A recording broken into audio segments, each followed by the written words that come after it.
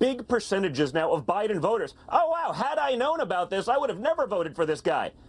Like, I wrote a book on it last year. This information was readily available, but between the media and big tech, they did what they could to suppress it, to make sure that no one saw the truth. And now we're seeing it. We're seeing it in the Middle East. Live on Earth.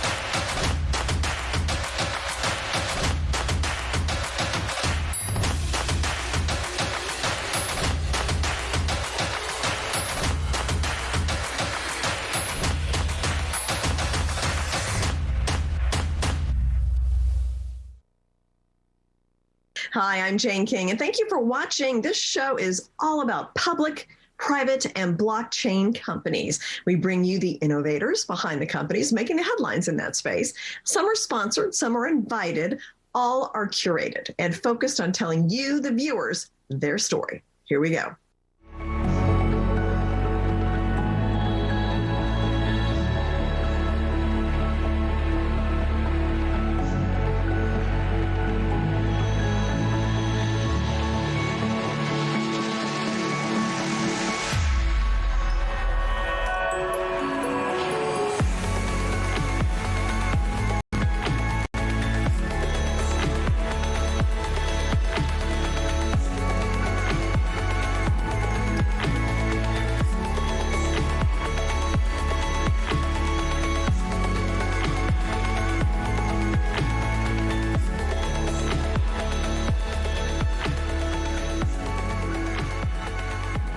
Tonix recently presented a scientific poster at the American Society of Clinical Psychopharmacology annual meeting, which detailed the positive results of a phase 3 study using TNX 102SL in fibromyalgia. And so with me is the CEO, Seth Lutterman, to talk more about this, what it means. So welcome back, Seth. Thank you for having me back on. Yeah. So let's start with just give me an overall of this clinical study that you did for the fibromyalgia treatment. Bring us up to date on that. Well, it's a big win for fibromyalgia patients. We think that this clearly shows that our model of improving sleep quality can lead to an improvement in across the board in fibromyalgia. The primary endpoint of the study was pain, because fibromyalgia is considered a pain disorder. And in this study, it was a 14-week study, and people got either our drug, TNX 102SL, or placebo. And after 14 weeks, the treated people did better on pain than the placebo group.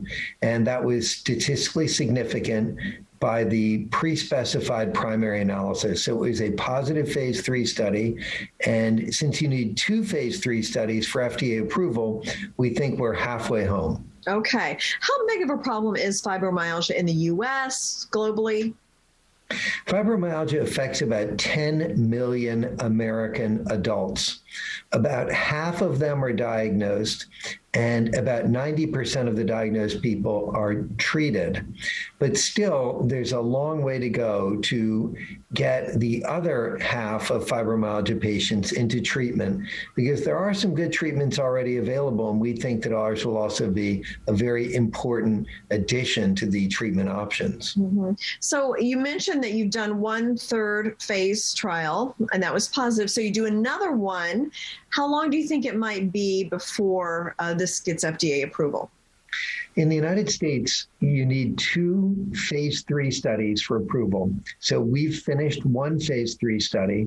The second one, we're already enrolling. We expect to have interim analysis next quarter, so in Q3, which is just in a couple of weeks, Q3 starts. And then we've guided that we'll have top line on that study in the first quarter of 2022, so the first quarter of next year.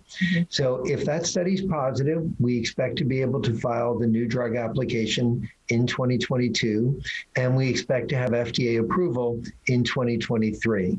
Now, of course, that depends on the next study confirming the results of the study we just completed, but we're optimistic about that because the current phase 3 study is pretty much identical to the one we just completed that was successful. Now, the one difference is it's a larger study, but we made it larger to increase the chances that it would be successful. Can you describe the treatment? Is it a pill? I mean, how does it work? Yeah, thank you. It's a tablet that goes under the tongue, and it's taken every night at bedtime. So every night just before bedtime, the person takes the tablet, puts it under the tongue. Under the tongue, it rapidly disintegrates and then is absorbed into the bloodstream by the mucous membrane under the tongue. And what it does is it improves sleep quality. And we think that sleep quality is very different from quantity. So quality means how useful the sleep is from a health point of view. And quantity is just someone being knocked out, but not necessarily getting good sleep.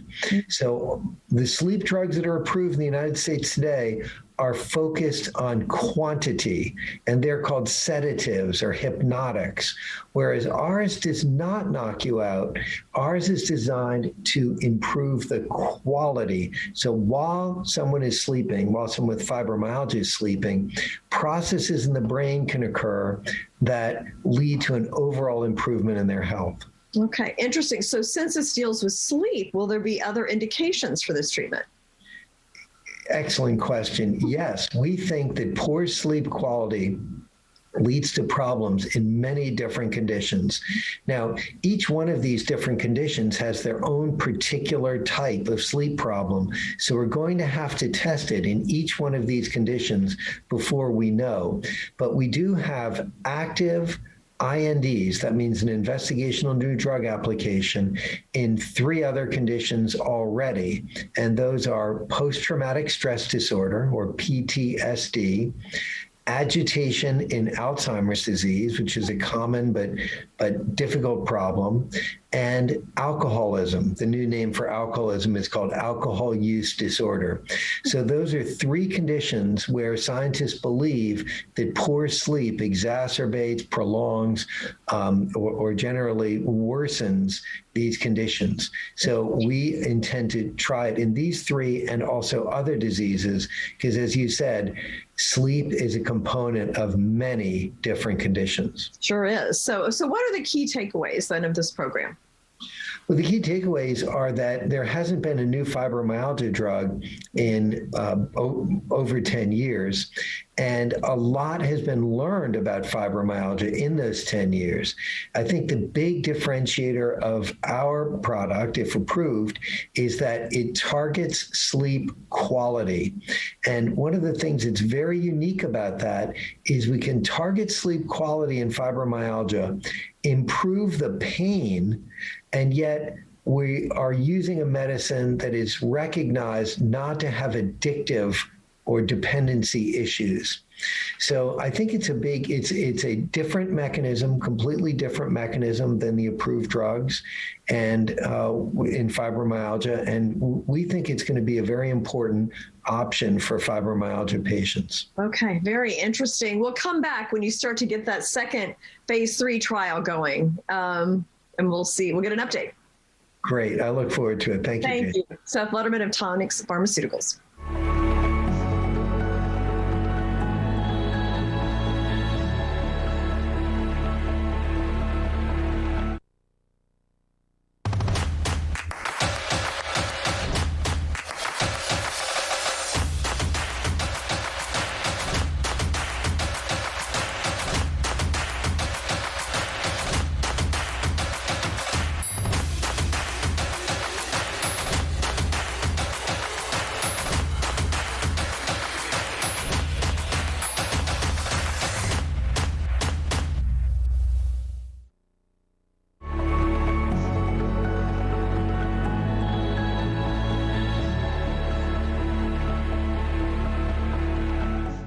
GreenBox is in the process of launching a token. And with us to explain more about the process is Chairman Ben Arrows of GreenBox. So great to see you again.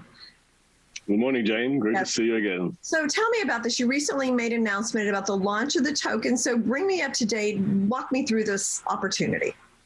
Okay, so the token essentially is a media that requires 4 ingredients for a successful launch.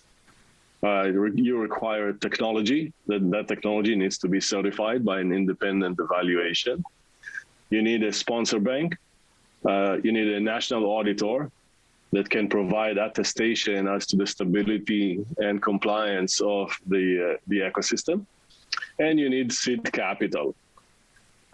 So GreenBox is now in possession of all of these 4 ingredients, and this token is about to be launched in the next couple of weeks.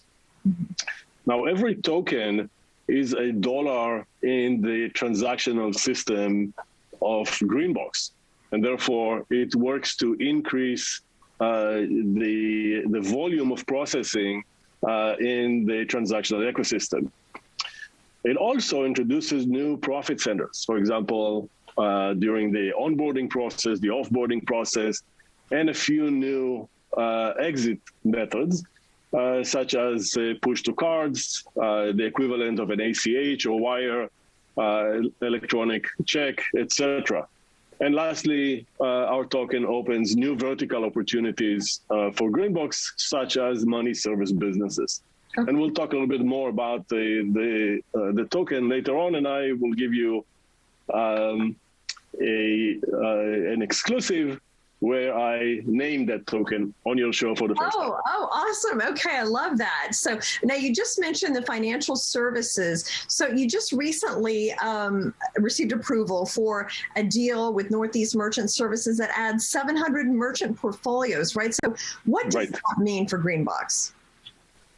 So the primary motivation for us acquiring this bin is to be able to utilize its particular properties, which are not available today, for our business. This bank identification number allows us to do our own risk underwriting and allows us to include new business verticals and much higher volumes.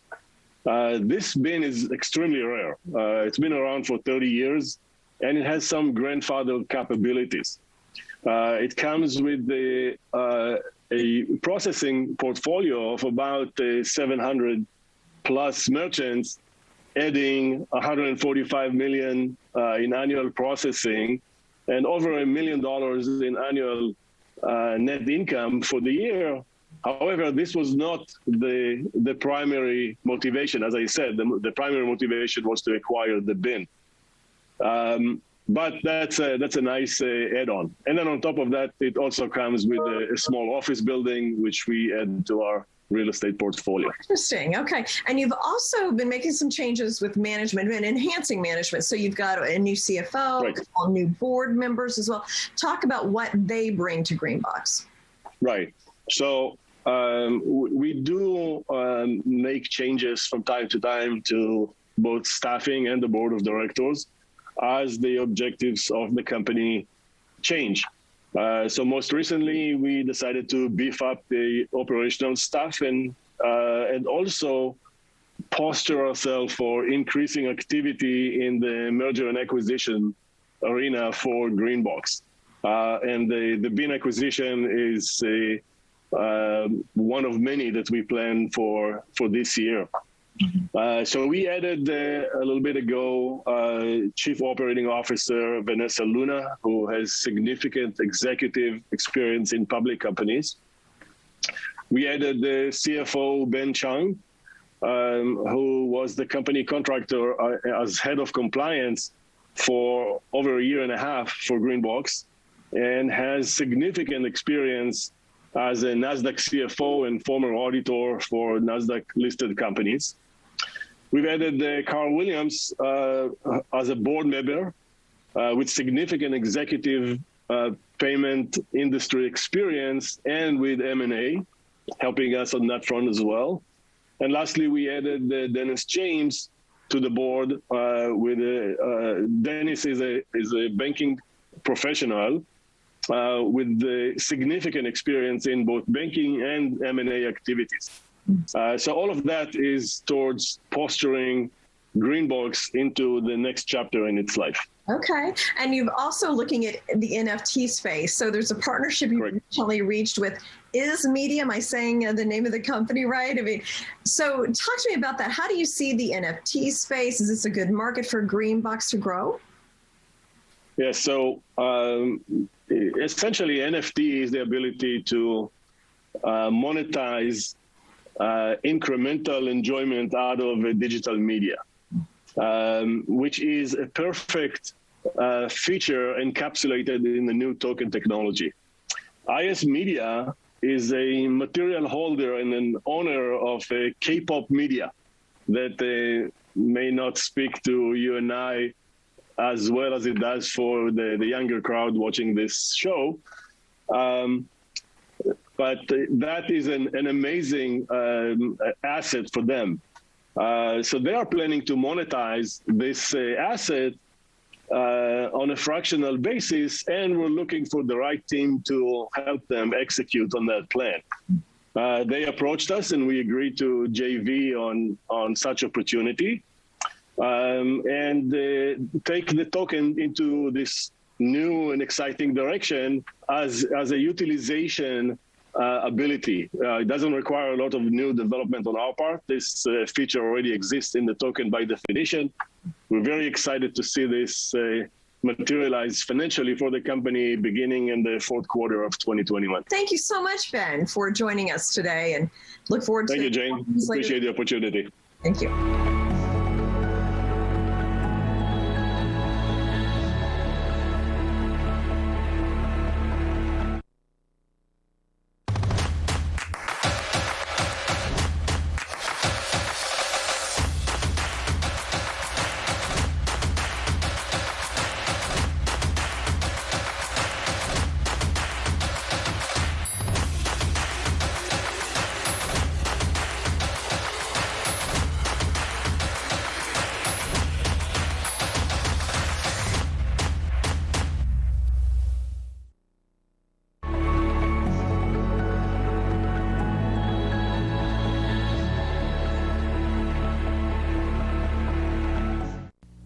Global Cannabis Applications Corporation has issued no less than 6 press releases since the last time we talked. So very much looking forward to getting updates. It sounds like you've been very busy. CEO Bradley Moore, also a technology partner, Brian Collins, will be joining in with us as well. But Brad, let's start with you. So what's behind these 6 press releases that have been issued in the past month or so? Well, we've been working, right? I mean, that's the wonderful thing is we've we're funded up, we're executing well. We've been, we've got our great partner Brian Collins from Abbey Technology with us, who's what I like to say the backbone of our knowledge set on the application of producing better outcomes for medical cannabis patients. I never want to get away from that, right? There's a lot of talk. We talk about technology, we talk about blockchain, we talk about tokens, we talk about AI, but what's this all about? It's about a need in the medical cannabis market. And each one of those 6 press releases is part of that incredible story we're bringing. And I think, as you've seen in the last one, we've been attending these different events with Prohibition Partners, and now with one coming up next week at Cannabis Europe. And we're going to be, once again, these are selling shows. We're into our prime selling. We're out telling people about Afixi, and we're getting cultivators to use it. Mm-hmm. Okay.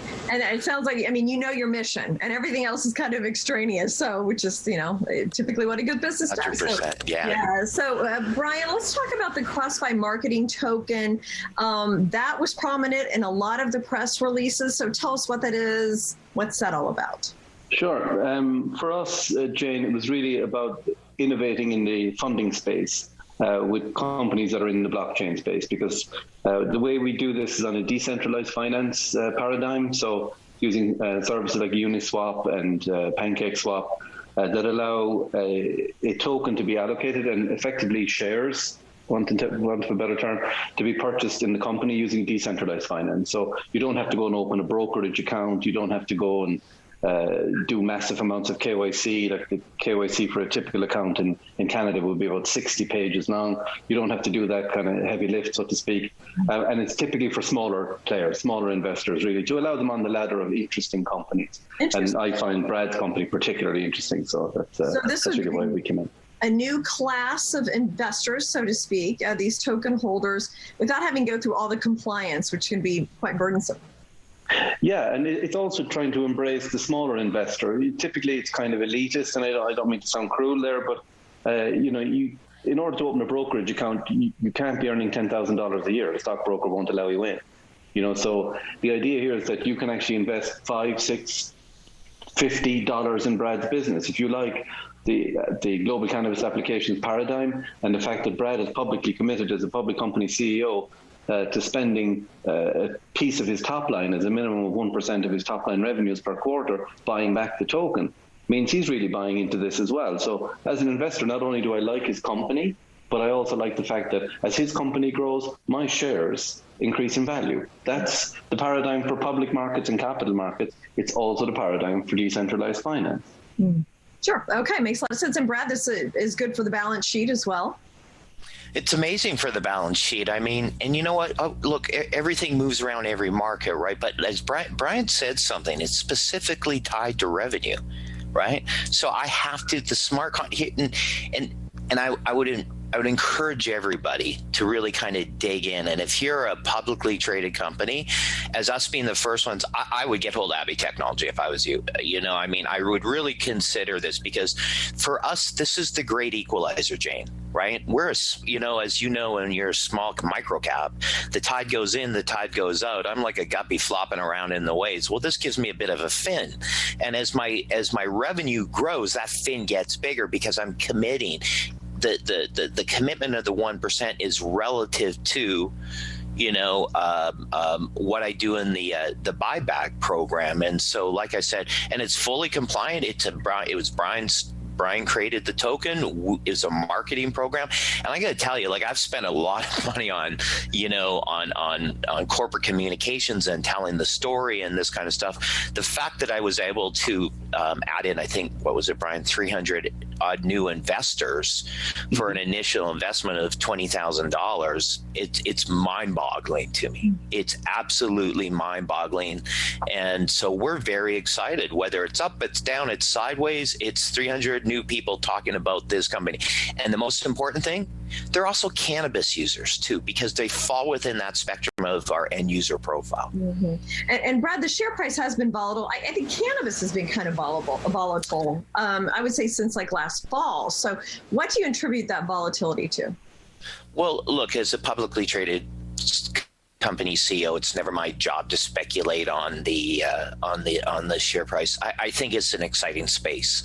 I think we saw a little bit of this in 2018 when you start to use things like cannabis and blockchain, and people get excited and the opportunities. But like I said, there's a lot of different market forces that are out there that we work with and some we work against, right? I think one of the major constructs of doing the token was the ability of what I like to call the great equalizer, right? As the company's revenue grow, then in fact from there, that's reflected into those new shareholders. So whether we're up or we're down, the most important thing is, as long as we're executing, we're fully funded, we're executing, we're putting money into the company, driving sales forward, that's what we're supposed to do. So last question, the dropship concept, how does that fit into the whole business model? It's a huge part of it, and it's a huge part of it, obviously, because specifically in Canada. So we're, as I like to say, we're a blockchain company with a cannabis problem, right? And that cannabis problem is the lack of data. Okay, and you've heard me say this over and over and over. We believe that there's two critical relationships, a cultivator and a consumer. That's it. And so in Canada, we've applied for a non-possession selling license. And as I reported back, with the paperwork's in, it's in the government system, which are like all federal governments. We sit and we wait it out. But the exciting part about that is we're going to have the ability to work directly with Canadian consumers. Okay, so we're going to wedge ourselves in between the cultivators so that there's no question about what they understand, what they should have in their body. So our thing is that, hey, you want to talk to these Canadian medical cannabis consumers? They're now educated, they're smart, they're aware, and they only want to use products that have the Affixi system on them. And that's pretty exciting stuff. And that's a great model. Why that's really exciting, Jane, is that's a great model for what we can use in Israel and the EU, and specifically into our entrance into the American market as we learn from those and we apply that into different states. And I also think, too, as you saw in my last press releases, we're saying with this small to medium size program, look, we've made Affixi to the point now where, unless you're printing a QR code, you're not writing a check to anybody. So if you're a cultivator and you want to stay on the right side of the regulator, you want to lower your compliance costs and you want to increase sales, you should be getting hold of me.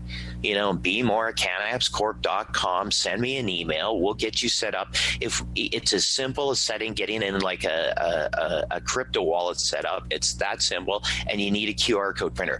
Nothing else.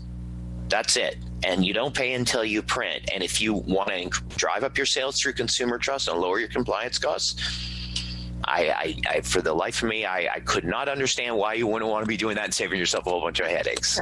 Well, thank you so much, Brad and Brian, for joining us. And don't wait till you get 6 press releases out. Let's do this again when you get like 1 or 2. So. Okay, sounds good. Thank you. Thanks, guys. Thanks, Jane. Thanks, Jane.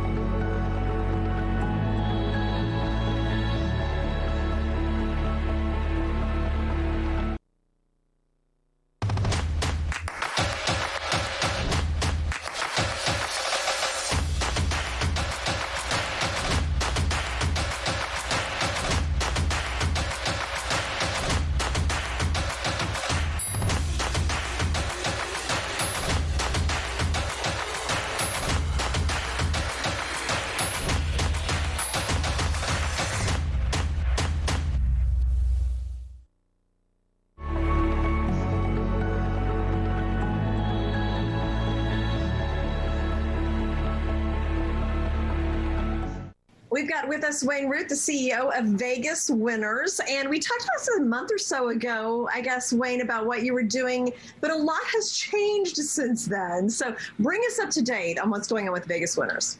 Well, if you ask people who know me, what's the single greatest attribute of Wayne Allen Root, what makes everything work is energy. I have like a vortex around me that's like a hurricane, a tornado.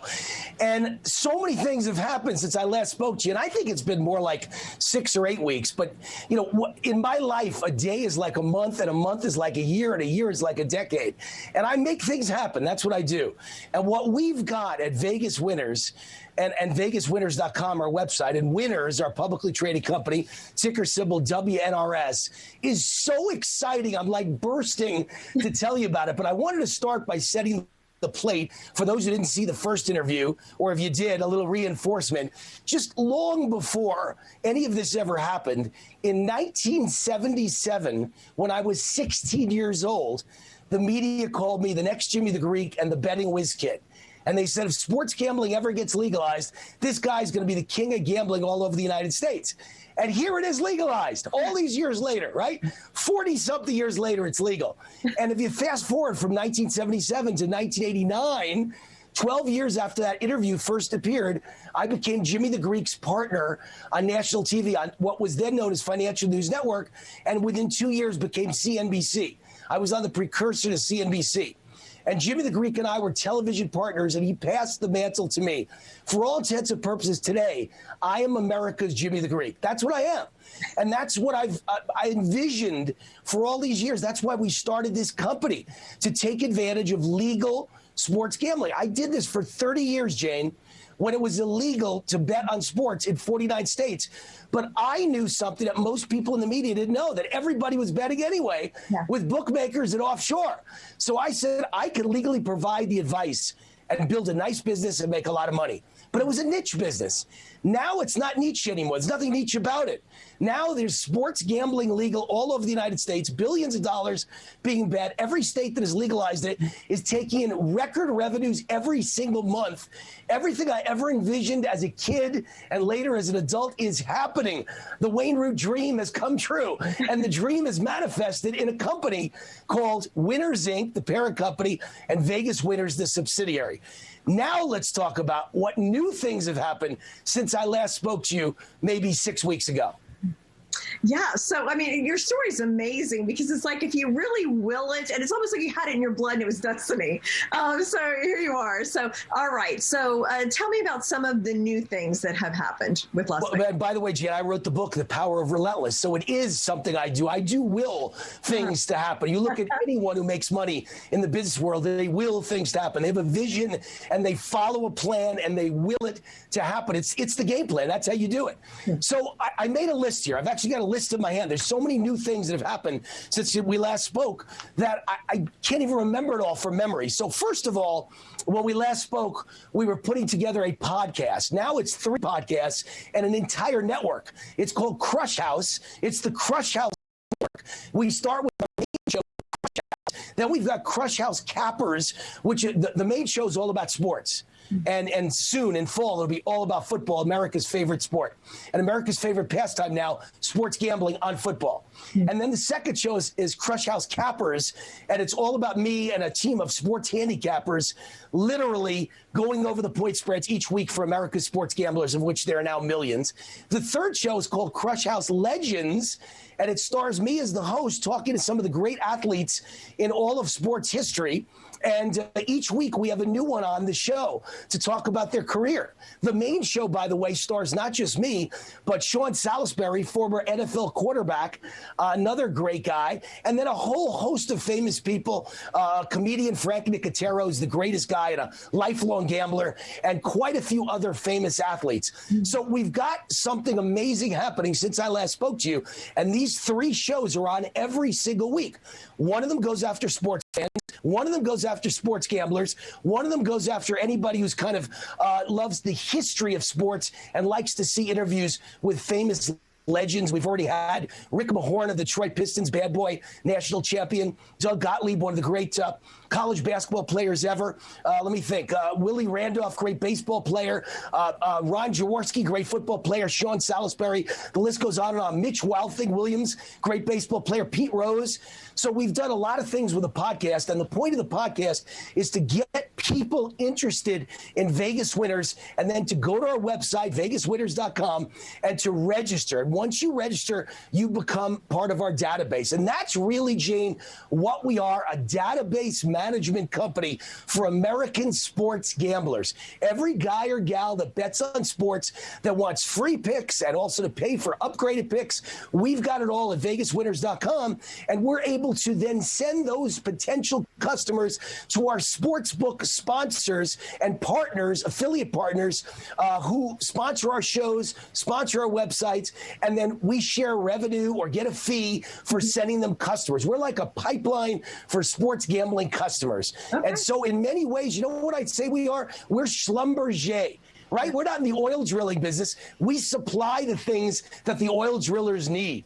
You know, or we're in the gold rush business. We're Levi's. We don't dig for the gold, but we send the picks, the shovels, and the jeans to everybody. So I think we're in a great position, Jane. And since we last spoke, we've signed literally sportsbook partners. So we're now literally in partnership with major sports books around the United States like MGM and like Rush Street Interactive. These are our partners now, major public companies that are in partnership with Winners Inc. and Vegas Winners. And we've also gotten 2 gaming licenses since I last spoke to you in Colorado and Indiana. How exciting is that? That's awesome. My home state of Indiana. So I'll look for that. So now tell me a little bit about the sportsbook partners that so you've got these with Indiana, you've got with Colorado. I mean, can you talk about like some future plans, or do you see any other states that might be legalizing at some point? Yeah. Well, there's 28 states that now have legal sports gambling in one form or another. They've passed it. Not all of them are accepting the bets yet, but by fall, most or all of them will be, or certainly 90% of them will be, and 10% might wait until early 2022. But this is all happening as we speak. It's happening so fast, Jane, it's hard to keep up with who's legal, who's not. I actually made a list for you of just what happened since we last spoke. Since our last conversation, New York legalized online sports gambling. Florida legalized all forms of sports gambling. Arizona legalized all forms of sports gambling. Connecticut legalized all forms of sports gambling. Maryland legalized all forms of sports gambling. Wyoming legalized all forms of sports gambling. And Virginia had already legalized it when we spoke, but now they've taken their first bets. So life has changed so dramatically in the United States in such a quick period of time. The one person who saw this, I'm not bragging, because what did Muhammad Ali used to say? It ain't bragging if you can back it up. I saw it all coming. I announced it publicly. I wrote a column about it. I said in April of 2018, the Supreme Court is about to legalize sports gambling, and it will change gambling because sports gambling will be bigger than any other form of gambling, and online sports gambling will be bigger than brick and mortar gambling. And also sports gambling will change sports. Every league and every team will become partners with sports books and casinos, and it's all come to pass. And Vegas even has our own teams now, the NHL Golden Knights, that are on their way, it appears, to the Stanley Cup. They're very close in the semifinals. And also the Las Vegas Raiders starting their first season with a full capacity in the football stadium, Allegiant Stadium. And it's going to be rocking. So, I mean, sports gambling's embraced, sports has embraced Vegas. NFL's embraced Vegas. NHL's embraced Vegas. And we're in negotiations with a baseball team. And some are saying within 2 years we'll have an NBA team. So Vegas has become the sports and sports gambling capital of the world. Where's our company based? Las Vegas. Well, I hope you can find some time to come back and catch us up on everything. So, oh, you know I do. Usually once a month, once every 6 weeks, we'll come back and we'll update you. VegasWinners.com, Vegas Winners, Crush House, and then the stock is Winners Inc. and the ticker symbol WNRS. Okay, awesome. Thank you so much, Wayne. And I'm full of energy now talking to you, so it's great. Thank you, Jane. God bless. Thanks.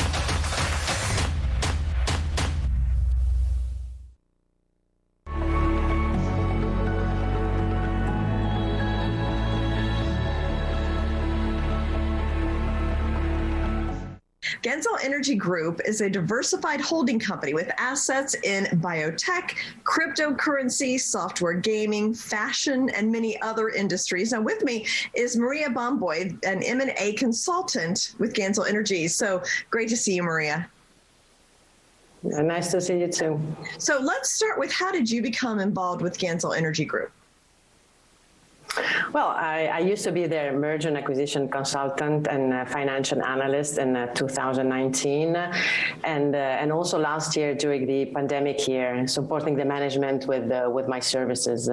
And in March of this year, the board felt it was time for me to take the helm as president of Gaensel Energy, and so here I am. Okay, so how is Gaensel Energy Group unique? Well, let's say that Gaensel Energy Group is a solid company with savvy financially personnel, able to combine passion and diversity and investment in growing industries with target companies who want to participate in our growth and development as a holding company.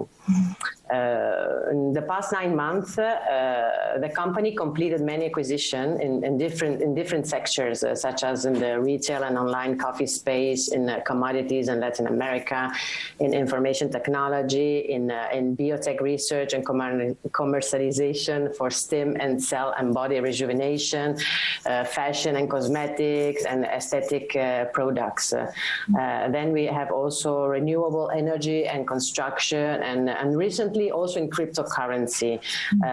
With our acquisition, we made an acquisition of an hydropower plant in Italy to fuel a cryptocurrency mining facility with low cost and green energy electricity.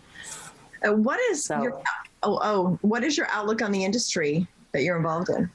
We are very bullish on all of the entities we acquired recently, and even despite pandemic situation, our partners produced over $10 million US only in the first quarter. So we are very excited for the growth of the remainder of 2021, but we are also very excited for 2022. So our biotech stem cells are to open offices in the United States. Our fashion and cosmetic brand will have a global reach. Our coffee partner will be expanding in Europe and in South America and so on. Okay. And then you have a new cryptocurrency project. Can you tell me about that? Yes, we do. Our entry in the cryptocurrency space is a culmination of the long-term prospects of cryptocurrency usage and our development of renewable and green energy. So it has also been demonstrated that hydropower technology presents both the ability to mine cryptocurrency with effective price of electricity and has also a limited carbon footprint for the environment, and this is very important. Mm-hmm. So we are very focused on this new acquisition of this hydropower facility and company in Italy, and are waiting for some permits to start operation. So our partner has a funding purchase of $10 million and mining machines and its operations. So our group is planning to expand cryptocurrency operations into other opportunities after the completion of the initial mining operation. So lastly, our partners are in discussion with additional hydropower plants in Canada and also in the Slavic region. Mm-hmm. And then can you give me an update on your financials? But as you can see from the financials that we just filed with OTC, the company is growing in a right way and with solid cash flow foundation. The diversification of the investments and the participation of the founder are additional guarantees. We are releasing $20 million of private placement in order to develop the business plans for each of our 15 partners we just acquired. Mm-hmm. And then what's the future for Gaensel Energy Group? Well, Gaensel is the future. So the future of Gaensel Group is, of course, we want to develop every single activity we just acquired. We want to expand the technologies and marketings, make some new acquisition in existing, but also new developing companies. Mm-hmm. Okay, well, thank you very much, Maria, for joining us today and giving us an introduction to Gaensel Energy. And I look forward to more updates this summer. Bye. Bye.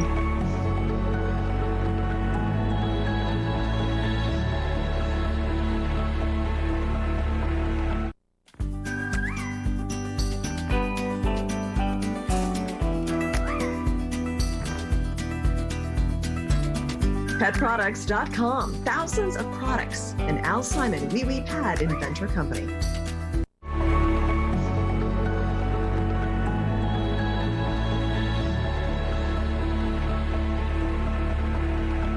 MahaDao is creating a currency that performs better than inflation. And with me is the creator of the currency, Steve Innerscope. And Steve, I was just telling you, your timing may be unbelievable because we're starting to see inflation. So let's back up a little bit. Tell me about MahaDao, what its purpose is and why you decided to create it.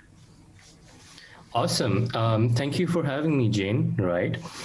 I'm going to quickly explain to you what is MahaDao. So MahaDao is a cryptocurrency project that is aiming to create the world's first value coin. In the cryptocurrency space, we have seen many different kinds of currencies. We've seen stable coins, we've seen volatile currencies like Bitcoin and Ethereum. But value coin is something new. It is fundamentally very different from what a cryptocurrency market has seen. And essentially, it is trying to solve and answer the problem of inflation, which is basically, can we create something that is stable, that can be used as a store of value and a medium of exchange, but at the same time fight the current inflation crisis that we have today. So if you look at what in the crypto space today, you have Bitcoin, Ethereum, and these cryptocurrencies that serve more of a use case of being a store of value than a medium of exchange. Mm-hmm. And then you have the US dollar, the fiat currencies that serve as a medium of exchange, but suffer through massive inflation. So basically, we are creating a currency that has like the best of both, right? Which is a good store of value and a medium of exchange that, performs better than inflation. Mm-hmm. So why did you think this was important to do this? I mean, give me your background, and inflation's been a hot topic. I mean, did you kind of foresee this, and what made you think inflation was coming? So sure. So a lot of, so my background is computer science and economics. The motivation for a lot of this is precisely how the current federal governments have handled the coronavirus crisis. And the response was to simply print more fiat currency. And also the fact that where the crypto space is today, if you look at currencies like Bitcoin and Ethereum, they mostly don't serve the purpose of buying a cup of coffee anymore, right? It's more to the narrative for these cryptocurrencies have shifted from being a medium of exchange to more store of value, right? And so we decided that, hey, there is a gap here, that why don't we create something that could sort of do both? And in the crypto space, there have been different attempts in trying to create such a currency. And of course, the coronavirus pandemic accelerated the need for creating something that, could fight inflation. We just decided that, it's time that we created something and took a step forward in doing that. So that's where we came up with MahaDao in creating the world's first value coin. Mm-hmm. What are some use cases? So particularly the way current use cases is to use it as a store of value and medium of exchange, and the currency that we are launching, it's called Earth, and the use case primarily is focused on the crypto and the DeFi sector initially for the first 1 year. But as the project matures and as the coin grows, we will see use cases in government institutions as the project evolves, right? So initially the use cases are in the crypto and the DeFi sector, but as the project evolves, you will see retail, institution, and government use cases propping up as well. Well, sure. I mean, I can see pension funds investing in something like this if it's a hedge against inflation, if we're actually heading into some long-term inflationary times. Absolutely, absolutely. So where do you see MahaDao in 3 years? So sure. So MahaDao is starting off as a cryptocurrency project, but really we see MahaDao as a movement that expands and really takes place into defining the actual a true global currency, right? We see MahaDao creating value coin, the value coin narrative, and pushing that forward, and having adoption from major different governments, communities, nations, right? So we really do see MahaDao to be at the center of the inflation narrative. We also do see MahaDao to be one of the strong, powerful forces, decentralized forces pushing forward a currency that, really could be the most effective currency in the world, right? In the future, probably. So MahaDao today is a decentralized community. It could grow to the likes of Bitcoin or Libra. That's something we foresee in terms of how decentralized it could be, of how disruptive it could be in its nature. Okay, very interesting. Thank you so much, Stephen, for joining us. Thank you, Jane, for having me.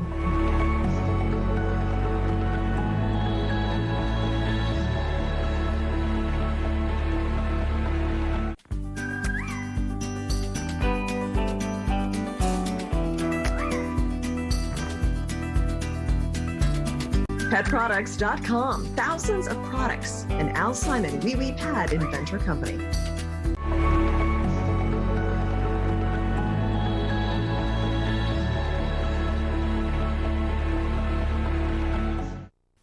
Grapefruit holds permits and licenses to both manufacture and distribute cannabis products in the Golden State. With me is the CEO, Bradley Urist. To tell me a little bit more about this, I know we talked a while back, Brad, but can you just tell me a little bit more about some of your products, and in particular the Hourglass product? Hi, Jane. Welcome. Thank you for hosting us today. And so, yes, our CBD Hourglass products, in my opinion, is the best topical out there. Nobody can compete with our technology, nor can they compete with our bioavailability. So we're super excited about it. It's available online, and we're ready to get it out to the public immediately. And you said it's the best out there. So how do you know that? Well, we've done comparisons, and as far as the bioavailability of other products, and ours is vastly superior on the order of magnitude of about 5 times more bioavailable. Because essentially we are using basically a proprietary delivery system to actually get the cannabinoids through the skin and into the bloodstream. And then you also have products that you sell just in California. So tell me. Yes, we actually have, we have a THC version that we're currently selling. So this does have THC, and it also has CBD. Okay. So it's the same delivery mechanism, but it does employ THC. So that's right now, California law allows you to do that. Is that why you don't sell that? Correct. We can't sell our THC version online across state lines. So that's why we are able to get another SKU and do the CBD version, so we can send it to everybody. And then over the next year or so, we're going to be rolling it out to other states as well, the THC version of Hourglass. Okay. Now, you and your brother run the company, right? And you're both attorneys. And kind of give me a background about how you built Grapefruit. Yes. So my brother, Daniel Urist, and I have understood the efficacy and the benefits of cannabis over the last 20-something years. So we were sort of involved in it with our law firm, helping people with compliance and regulatory issues. And then in 2016, California passed the Adult Use Act. So Dan and I decided, look, let's get into licensed cannabis, and jump in it, with all force. And so we created Grapefruit. Mm-hmm. And so this has been a very fascinating industry to watch, because we've had legalization in Colorado and Washington, and then other states have come along since then. What's your sense of where we're going in the cannabis industry? Well, that's a great question, Jane. I think right now we are a little bit disappointed with the current administration's policy on cannabis, but we feel over the next 24 months, their position may change. And then maybe the first step could be to decriminalize or descheduleize THC as the first step to federal legalization. But once we do have federal legalization, Grapefruit was going to be in an amazing position to go not only nationally, but internationally. Interesting. And what do you see internationally with cannabis? Well, we do see the efficacy of topicals. Currently in the EU, you have to be prescribed THC cannabis. But the doctors don't want to prescribe flowers wherein the user has to smoke. So we've been hearing a lot of positive feedback with our THC topical in specific to have the doctors feel like, okay, we can prescribe a topical versus smoking. And so that's why we've seen a lot of positive feedback from our potential European partners that we're talking with right now. All right. Thank you so much, Brad. Thank you, Jane.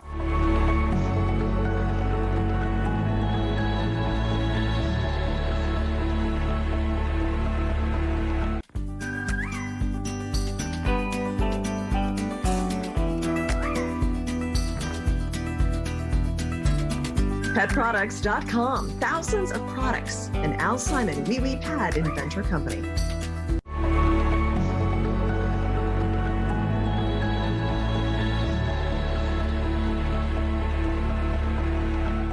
Innerscope Hearing Technologies is using technology to provide better hearing aids and also cheaper solutions of people who have hearing impairments. And with me again, the CEO, Matthew Moore of Innerscope. So great to see you again. Always look forward to these updates.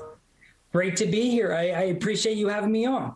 So how has COVID impacted the hearing aid market? What impact did it have on your business in particular? Yeah, no, absolutely. I mean, COVID really has affected the whole industry as a whole. You think about it, the average age of a hearing aid wearer right now is around 71, 72.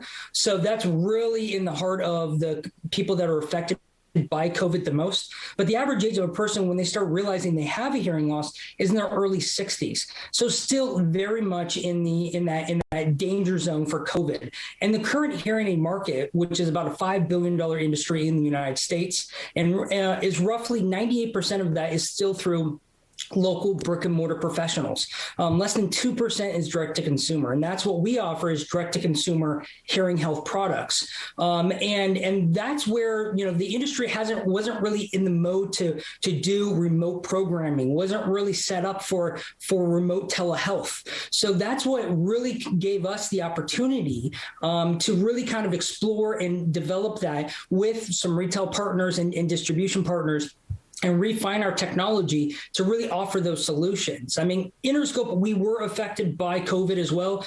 At that time, we had over 11 retail hearing aid centers, audiological brick and mortar centers. We had to, unfortunately, make that tough decision to kind of close those down due to COVID. But then we were able to pivot our way to a fully 100% direct to consumer channel. Where, we during COVID, we, focused on paying our employees and taking care of our customers that we had. So we, during that time, our filings with the public company kind of went dark for a little bit. We're solving that. We have a whole new accounting team. We're uploading our filings and disclosures on almost a daily basis. So we're going to be current any minute now. So it is a great time for us to kind of really start growing and kind of really start helping the hearing impaired with our remote health services. Mm-hmm. And as we emerge from this pandemic, and I know we talked before about the solutions that you offer, the problems in the current hearing aid market and the solutions that Innerscope has for those problems. Yeah, no, absolutely. I mean, hearing aids are the most common treatment for hearing loss, but the biggest problem is that people don't know they have a hearing loss. The awareness is the biggest issue. So that's what we've developed with our distribution partners, a free self-test hearing screening kiosk. This is where it's like a blood pressure monitoring station, like the Higgy Health stations or the Pursuant Health stations that you see at Walmart or CVS or Rite Aids around this country. So that way a person can walk up to our kiosk within 5 minutes, they can test their hearing. And then if they have a hearing loss, they're told they have a hearing loss and they're pointed into a solution. And really it comes down to that if they need a hearing aid, our kiosk will tell them, this Innerscope product would help you, or they will be directed to a local hearing health professional. Because that's the idea, is that awareness is the biggest reason why 40 plus million Americans and over 50 million people in North America suffer from hearing loss today and are not getting any hearing help whatsoever. So awareness is key. And that's what Innerscope is bringing. Rising tides lifts all boats. And so that's our objective, is to activate, let's say, millions and millions of people that are there ready to buy a hearing product, but aren't fully aware they have a hearing loss. And then finally, just kind of update us again on what makes your products different than competitors. Yeah, so basically our products offer similar technology, similar feature sets as the ones you would buy like at a local Miracle Ear or a local Beltone or a local hearing aid center. But our products are about 75% less cost for the similar technology. Plus, ours offers free remote programming services. up to a year of free remote programming services for our products. So that way, we can ship the products directly to your home. You can, using the app, you can self-test. You can also self-adjust these products, as well as connect with our local, our licensed hearing health professional here based in Sacramento, California. And then we can actually program the devices anywhere in the world for you. So that is where our products are different, as well as kind of similar to the ones you can get at a local professional office, but at a 75% reduced cost. So that's the reason why our products are really are different, but also similar at that savings. Mm-hmm. Okay, well, thank you, Matthew. Always great to see you, and I look forward to updates. And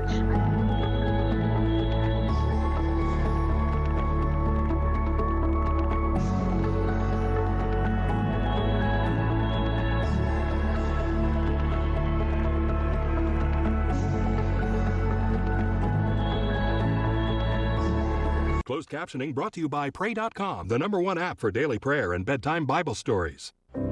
Let not your heart be troubled. Ye believe in God. Believe also in me.